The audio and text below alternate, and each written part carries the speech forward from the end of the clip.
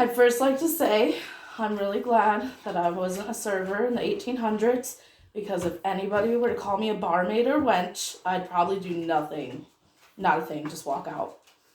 Historically, Delmonico's was the first restaurant, founded in 1827, December 13th actually, and yeah, I'm so glad that we came back to the word server.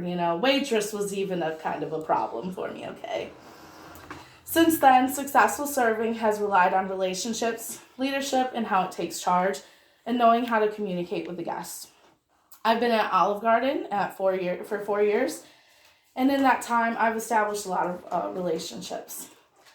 One type of relationship that we talk about in our Intro to Communications class is an informational peer. Those are strictly work topics, not much else in the conversation department there. Another type is collegial peers, and in the textbooks it's defined as someone who is engaged in more self-disclosure about work and personal issues, and communicating emotional support. Most of my coworkers fall under this category. I'm a talkative person. There's also supervisor and subordinate relationships. We've all had a boss, good or bad, The way that the employee and the leadership get along is a very big factor on how serving goes and how the restaurant is successful or not. Since taking this class, I've noticed more nonverbal cues with my GM, which helps me to establish when he's angry so I'm not around. And then when I have the chance, to tell him what I need to do when he's in a good mood, I can tell that now versus before the class. All of these relationships conclude to interdependence, which is defined in the textbook as having a common purpose or fate. This is essentially the entirety of the service industry.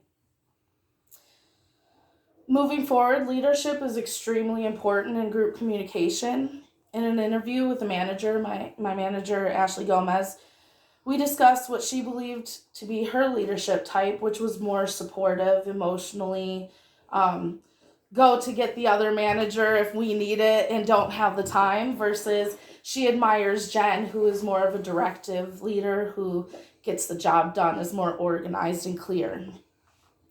It's nice to have different types of leadership, because I might not want to go talk to Jen about something. I might want to talk about it with Ashley, or vice versa, whichever, and that goes for all the servers. We're also a training store, so these types of leaderships will be passed on to other leaders that go out to the other restaurants and create more successful experiences. Finally, most important is the communication with the guest. On an article of Modern Restaurant Management, it talks about listening, effective use of language, and body language. These are the most important factors of communication in serving. Some guests expect mind reading. When they come in, they expect you to know exactly what they want, when they want it, without talking to you. Nonverbal communication is a big factor in serving, and it's definitely a positive if you can get some experience with that, like the class that I've taken. Also, how one uses their language is like positively suggesting a sale can get you more experience, can get you a better tip, it's super beneficial. The same can go for managers when people have a problem. It's just easier. The way that they talk, the problem can come off easier if they have positive language versus negative language. Overall, communication is the foreground of serving.